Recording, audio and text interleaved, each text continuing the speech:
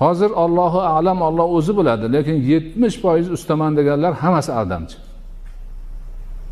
Aytgan kuni kelmaydi, kelsa kech keladi, erta ketadi, ishni yaxshilab qilmaydi, ish bajarmasdan oldin pul so'raydi. Hammasi shunaqa. Shularning ichida o'sha 30%, 40% ustalar bor, haqiqiy ustalik o'zini faxri deb biladi ular. Guruhlari bor, shogirdlari bor, ustozlari bor. Hamma narsani qoyillatib, asbob uskunasini 100% chiroyli qilib qo'ygan. Kelib shartnomani tuzadi, aytgan soatida keladi, ishini boshlaydi, aytgan soatda bitiradi, haqqini olib ketadi. Yana boshqa yoqqa borib ishlaydi. Mana u notavon yuradi.